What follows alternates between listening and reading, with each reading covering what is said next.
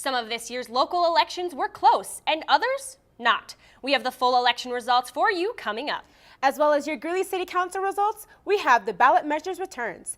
We've got all that and more on this week's episode of Bear News. Don't go anywhere.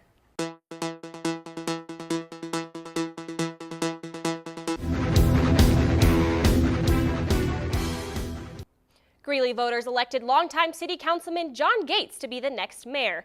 They also decided a murky past wasn't enough to deny Ed Merrick a seat on the city council, though that outcome might end up in court. Unofficial returns show Gates easily defeated two-time candidate Patrick Wardell by a 5-1 margin. Gates got nearly 84% of the vote compared to Wardell's 16%. Gates replaces current Greeley Mayor Tom Norton, who was term limited. In the at-large council race, candidate Ed Myrick won a three-way race, getting about 43% of the vote compared to Stacy Sunaga's 41% and Thomas Marlowe's 15%. Myrick faced questions about a forgery conviction in San Diego several years ago that raised questions about his ability to serve on the council. The Greeley Tribune reports that Sunaga representatives intend to contest the outcome in court. They argue Myrick isn't qualified to serve under the city charter. In the Ward 2 council race, recently appointed council member Brett Payton defeated LaVonna Longwell by a razor-thin margin, winning by just 6 votes. Payton got 50.1% to Longwell's 49.9% of the vote. In Ward 3, Mike Fitzsimmons easily won a three-way race against Roger Cavaney and William Vetsy. Fitzsimmons got more than 66% to Cavaney and Vetsy, who got about 17% each. In the Greeley-Evans School District 6 board race, the 4 candidates all ran unopposed, so all won. Incumbents Roger Dwight, John Hafley, and Rhonda Solis all won re-election. Newcomer Michael Matthews won election to replace current board member Steve Hall, who didn't run for another term. Taking a look at ballot measures now, Weld County voters rejected a proposal to eliminate the Weld County Council, and Greeley-Evans School District voters decided to increase taxes for the next 7 years with a mill levy override. In spite of critics' arguments that it's ineffective and just a stepping stone to higher office, Weld voters decided to keep Weld County Council around. The Weld County Commission referred to repeal measures to voters after a major controversy about an audit of the county clerk's office. In the end, voters rejected the ballot measure by a 60 to 40% margin. A companion measure that would require election county officials and employees to comply with state ethics laws and rules passed by an even wider 73 to 27% margin. After 3 tries, Greeley-Evans School District 6 officials finally convinced voters to override the current mill levy by up to 10 mills to give more money to schools. The measure passed by 59-41% margin and will provide the district with an estimated $14 million a year in new revenue for the next 7 years. Greeley City Council voters approved a measure to allow the city to keep nearly $1 million in sales tax revenue collected from a tax increase dedicated to road repairs. The amount collected exceeded estimates sufficiently to trigger a taxpayer's Bill of Rights provision requiring the money to go back to taxpayers unless they voted to allow the city to keep it. Voters overwhelmingly approved the measure by a 77 to 23% margin. Greeley voters also passed several housekeeping ballot measures, though they turned thumbs down on a proposal to require only the presiding municipal court judge to live within the city limits. Voters approved measures to codify the council member form of government in the city charter. They also gave the green light to explore offering broadband services to allow city staff to grant and revoke permits instead of requiring city council action, and to shorten city planning commission's terms from 5 to 3 years. But voters opted to keep the requirement that all municipal court judges live within the city limits. Measure 2N would have required only the presiding judge to live in the city. We saw some snow here in Greeley this past week. What are the current weather conditions, Michaela? Hi, I'm meteorologist Michaela. Taking a live look outside in Greeley, we have partly cloudy skies, temperatures at 44 degrees, and a mild breeze of 3 miles per hour. Tomorrow morning, we're expecting mostly cloudy skies with temperatures in the upper 20s for our 8 a.m. classes, and we'll warm up to the mid to upper 30s for our 9 and 10 a.m. classes. Okay, who was pretty jazzed about all that snow we got earlier this week? I know I sure was, but believe it or not, we only got 0.09 inches of measurable precipitation. That's not a whole lot. But the record is 0.24 inches of measurable precipitation. Now to put that to scale, a quarter is about an inch tall. So if we were to divide that into 10 equal pieces, one of those little pieces would be how much snow we got on Tuesday. Not a whole lot, huh? Thanks to Trent W. for sending in this awesome photo that he took in Aurora, Colorado yesterday. It's really cool the things that our atmosphere can do. If you take cool pictures like this, I'd love to see them. Share them with me on social media and they might be on the next BearNews. Are you excited for ski season? Well, I have which ski resorts are opening this weekend on my full forecast, so stay tuned. Thanks, Michaela. Greeley police arrested 3 men November 1st in connection with the marijuana trafficking ring in Greeley. They identified the 3 as 55-year-old Randall Zanstra, 33-year-old Michael Conway, and 28-year-old Tyler Greco. Police said Zanstra has a long criminal record of fraud charges. They said he also led U.S. Marshals on a car chase when they had attempted to arrest him on suspicion of marijuana cultivation in April 2007. Zanstra received a 9-year prison sentence. In addition to Zanstra, police arrested 3 Green Thumb Garden Supply employees, Greco and Conway, in connection with the case. Greeley Police Lieutenant Steve Black said they believe Zanstra recently returned to the world of marijuana trafficking and worked with a Green Thumb Garden Supply located at 2380 27th Street in Greeley. They believe the 3 used the business to ship batches of marijuana to locations as far away as Florida. Police raided 15 locations across the Front Range from Brighton to Greeley and Fort Collins in relation to the case. Black also said Colorado officers went out of state to follow the marijuana shipments. They traveled as far away as Nebraska, Iowa, and Idaho as part of the investigation, lasting 4 months. Zanstra, Greco, and Conway were all booked into Weld County Jail on suspicion of drug charges as they await upcoming court dates. A gunman opened fire in a Texas church November 5th, killing 26 parishioners and injuring several others. After a high-speed chase involving neighbors, the gunman died also. Law enforcement officers identified the gunman as Devin P. Kelly. They said he fired several rounds inside the First Baptist Church of Sutherland Springs, Texas, before a resident confronted him with a rifle outside the building. Kelly fled the scene in a vehicle, resulting in a chase between him, neighbors, and local law enforcement. He then lost control of his car and landed in a ditch. Police believe he died from self-inflicted wounds at the scene. Among the victims are the gunman's grandmother-in-law and the pastor's 14-year-old daughter. Kelly served as an airman in the Air Force, yet was dishonorably discharged after being convicted of domestic assault against his ex-wife and her child. He served 12 months for his conviction, and the Air Force admitted they did not relay the information about Kelly's conviction to law enforcement. Federal law prohibits individuals from purchasing or carrying firearms after such a conviction. But the Air Force's failure to report the conviction allowed Kelly to purchase firearms and even pass the required background check. There is a new star on the Hollywood Walk of Fame, and fans around the world have been waiting for years to see this act take place. The late singer Selena Quintanilla got her star on the Hollywood Walk of Fame in her memory. She was very influential in the Tejano music genre, a subcategory of Latin American music. Known for her hit songs Como La Flor and Bidi Bidi Bam Bam, Quintanilla is often called the Queen of Tejano music. She broke records on the music charts, and her final concert was one of the largest concerts in history. She died in 1995 after being shot by her family friend and manager Yolanda Saldivar in her hometown of Corpus Christi, Texas. The November 3rd ceremony drew more than 4,000 fans, all awaiting to witness this moment in history. Former band member and sister Suzette Quintanilla did the honor of unveiling the star. Joining her at the ceremony were her mother, father, and Selena's widowed husband, Christopher Perez. To get a star on the Walk of Fame, a person must be nominated and sponsored. From there, a committee announces the selections for a star on the Walk of Fame. A posthumous star requires a 5-year waiting period. As Atlantic hurricane season comes to a close, we can't forget the devastation and destruction it caused to many areas of the region. In an effort to help those affected by Hurricane Maria, the UNC community held a fundraiser on campus to raise money and bring awareness about the country of Dominica. Located in the Caribbean Sea, the country took a hit by the eye of Hurricane Maria on September 18th. The country's infrastructure suffered a lot of damage, and parts of the country are still without power. Students and faculty had the opportunity to learn about the culture of Dominica with a PowerPoint presentation led by Davida James and Marcus Garvey Cultural Center Director Talia Carell. Attendees also got a taste of the Creole-inspired food in exchange for a small donation. The money goes toward helping the pregnant women and midwives of the country. Welcome to my block party. Glad you can make it. The only triple doubles you get come with fries. Last time you blocked someone, you were online. I can do this all day. Your moves are just gay. Using gay to mean dumb or stupid, not cool. Not cool. Not in my house, not anywhere. It's not creative, it's offensive to gay people. And you're better than that.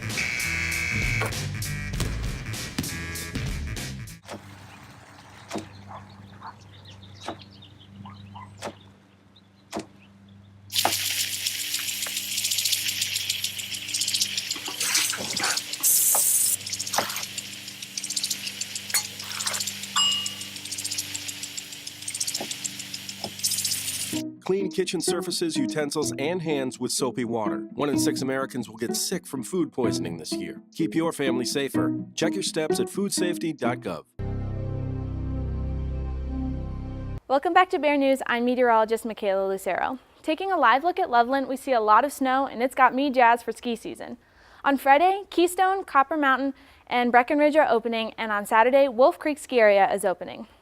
Right now in Denver, we're at 53 degrees, northern Colorado at 47 degrees, and Pueblo at 47 degrees as well. Durango and Grand Junction are at 59 degrees. The current conditions on campus are 44 degrees with a mild breeze of 3 miles per hour. The highs across the country show that Denver will be at 50 degrees, Chicago at 30 degrees, and New York at 20 degrees. Miami's still pretty warm at 80 degrees, and Texas is in the 50s. Zooming in on Colorado, Denver's in the 60s, northern Colorado is in the 40s, southern Colorado is in the mid-60s, and Grand Junction is at 60 degrees. The record high for today is 70 degrees, the record low is 14 degrees, and the average is 48 degrees, which is where we are about today. The radar across the country shows Colorado is relatively dry, but we do have a couple other storms moving across the country. Alabama, Georgia, and the Carolinas are seeing a lot of heavy rain, while Wisconsin and Minnesota are seeing some rain and snow. But the storm that's going to affect Colorado is this one up in the northwest. This storm is bringing rain, snow, and even this pink right here, that's ice. Now, that won't bring precipitation to Colorado, but it will bring cooler temperatures to start the week. The future radar shows most of those storms dissipating by Saturday and a nice rain band covering most of the eastern plains. Overnight lows show that Denver will be in the 20s, northern Colorado will be at 25 degrees, southern Colorado also at 25 degrees, and Grand Junction at 35 degrees. Tonight in Greeley, we'll be at 25 degrees with winds at 5 miles per hour and humidity at 82%. On Friday, we'll have the sunrise at 6:39 a.m. with temperatures at 25 degrees. Then we'll have an early sunset at 4:45 with temperatures at 48 degrees. For our early risers on Friday at 6 a.m., we'll have mostly cloudy skies with temperatures at 25 degrees. Then at lunch, we'll be at 45 degrees with partly cloudy skies. Then for dinner, we'll stay in the mid-40s with partly cloudy skies. Our 5-day forecast shows sun, sun, and more sun. On Friday, we'll be at 54 degrees. Saturday, for Veterans Day, we'll be at 57 degrees. Sunday, 68, and Monday and Tuesday, the low 60s to start off the week.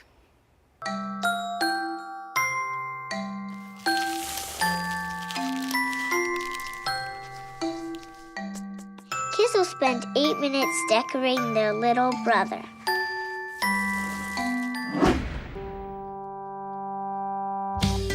Brushing for 2 minutes now can save your child from severe tooth pain later. 2 minutes, twice a day. They have the time.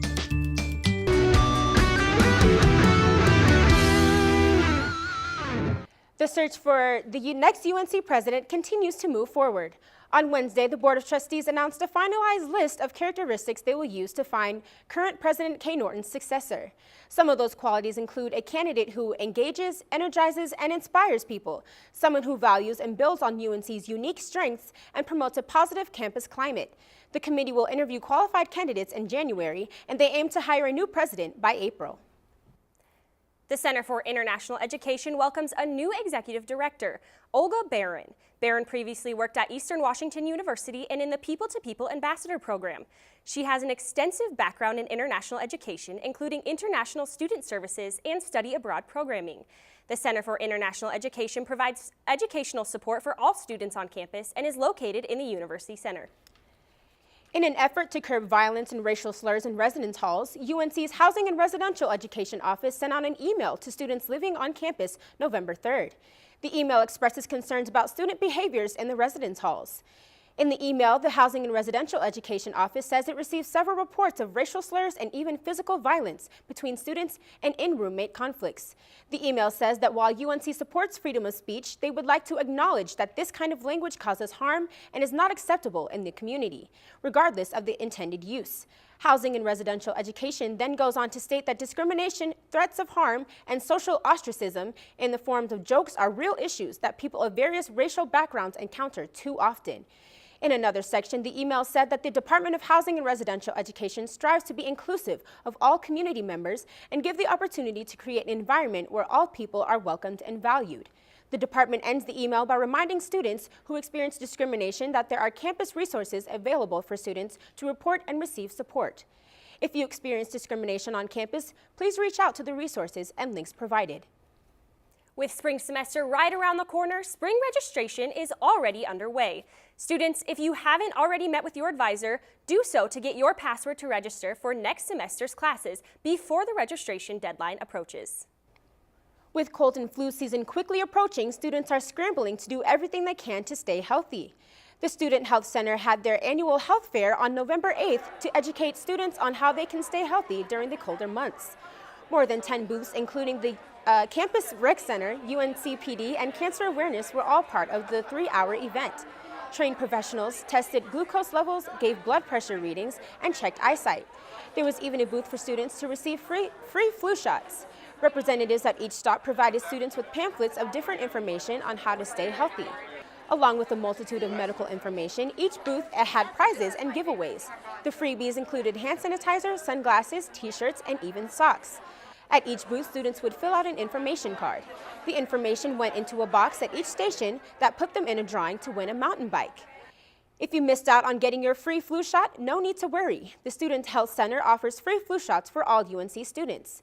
The Student Health Center is located in Cassidy Hall and is open Monday through Friday from 8 a.m. to 5 p.m. and Saturday from 10 a.m. to 2 p.m. If you went around the University Center recently, you might have noticed some shirts hanging on a clothesline from the ceiling. Why are they there, you ask? To raise awareness about sexual assault and abuse. The Assault Survivors Advocacy Program hosted the event to raise awareness and stop sexual abuse and violence. You could stop by the table to learn about the organization as well as decorate a clothespin to support survivors. ASAP intern Kayla Kaji explained how awareness helps curb the abuse. So survivors share their stories by decorating a t-shirt, and the clothesline as of right now is hung up at the UC. And during tabling, allies can show their support by decorating clothespins, and that's what we're going to do for the rest of the week till November 10th. ASAP's next project collaborates with the Gender Sexuality Resource Center. The Transgender Day of Remembrance takes place November 16th in the UC. Whether you enjoy playing RPG games or playing games on the PC or just playing Smash Brothers on the Wii, the Extra Life fundraiser was the event for you. And best of all, it was for a good cause. The event raised $262 for the Children's Hospital in Denver. League of Legends creator Riot Games sponsored the event. For 24 hours, UNC gamers could donate and play video games. Gamers played 1-on-1 and 5-on-5 tournaments. The top 2 winners of the Smash Brothers tournament won 2 hand-painted controllers. Colorado's #1 Smash Brothers player, Joshua Schumann, or Shu, attended the event and won the Smash Brothers tournament. UNC Esports Club President Henry "The Sphere" Wilmot said this event was fun but serious as well. So today we're running the Smash, both Smash 4 and Melee, and yesterday we did Overwatch, League of Legends, some PUBG, we also did Rocket League, and in all those games we did 1v1s, 5v5s, we changed up the tournament style for a lot of them to give people different things to compete in. Missed this event? Well, don't worry. The Esports Club gets together every Friday from 6 to 10 p.m. to play video games in the UC Spruce Room. The interesting tradition of No Shave November is here, and reporter Sarah Methuselah asked students if they plan to participate in the hairy tradition. I'm here at the University Center asking students if they're participating in No Shave November. I am. It's not going well, but yeah. No, not actually. No. I have to shave for ROTC, but I'm growing my mustache. No, I am not. No. I haven't shaved, but that's not for No Shave November. No, I am not. Well, kind of. Actually, it's winter. Who needs to show their legs, right? No, not this year. Reporting from the University Center, I'm Sarah Methuselah, BearNews.